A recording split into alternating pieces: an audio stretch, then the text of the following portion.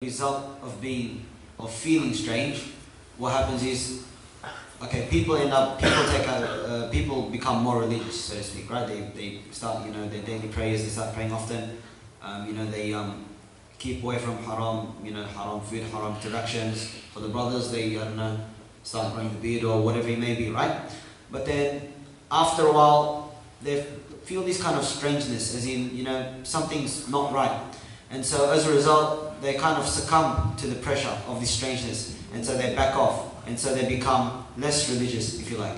So what can we do so that, one, we can cling on to the religion without succumbing, without falling to the pressures that these strangers may sometimes bring? Okay, that's a good question. It's very good, and it's addressing a reality which is common in society, about Muslims feeling unrepresented, disenfranchised, marginalized, because they're so different. And there's too much pressure on our backs to conform, to assimilate, to integrate into the society itself, to accept the smoking, the cigarettes, to accept the music, or to at least accept the popular culture, right? The music, the TV shows, the freedom, to actually call for that kind of freedom, or to espouse those values, right? There's definitely a pressure there, where anyone who stands in opposition to that is ostracized, is persecuted by the people and by the media.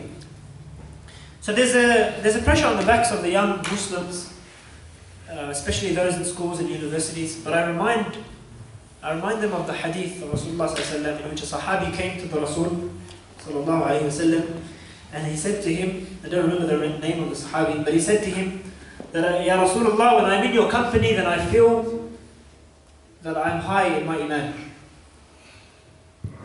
But when I leave you, then I don't have that same feeling.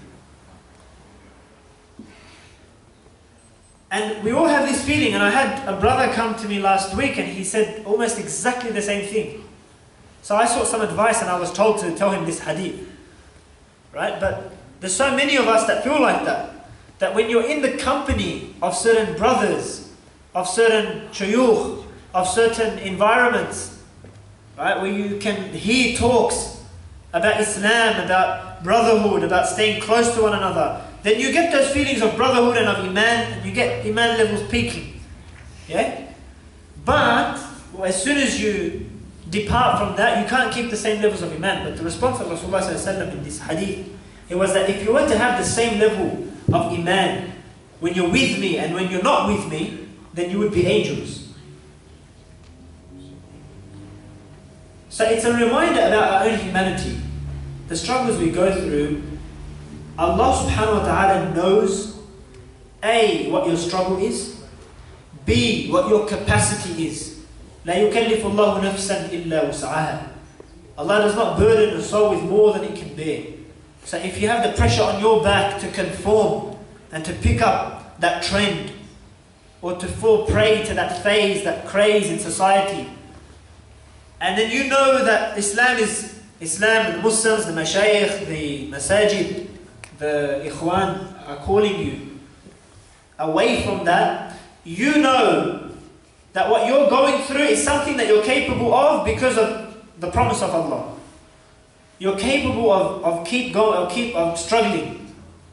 But the key point is to stay in good company.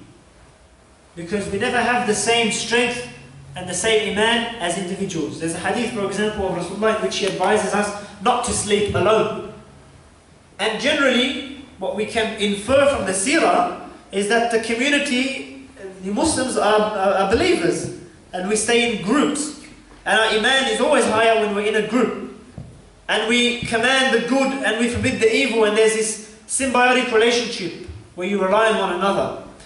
So basic advice on that front is to constantly repent, to work on yourself, to stay in good company, to it's up here as well, it's a psychological thing. To tell yourself that yes, you are capable. to tell yourself you are capable, and to stay in good company, and again to make dua to Allah subhanahu wa ta'ala to assist you.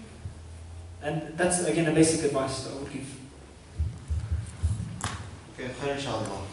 Constantly repent, keep good company, work on yourself, make dua. That's solid advice, inshallah, to deal with a strangeness that we sometimes feel. And inshallah we'll probably end on that. So jazakumullahu khairan for attending. I know you're probably all hungry now. So yeah, pizza's outside. Inshallah should be ready. We'll end it there. سبحانك اللهم وبحمدك أشهد أن لا إله إلا أنت نستغفرك ونتوب إليك. السلام عليكم ورحمة الله وبركاته.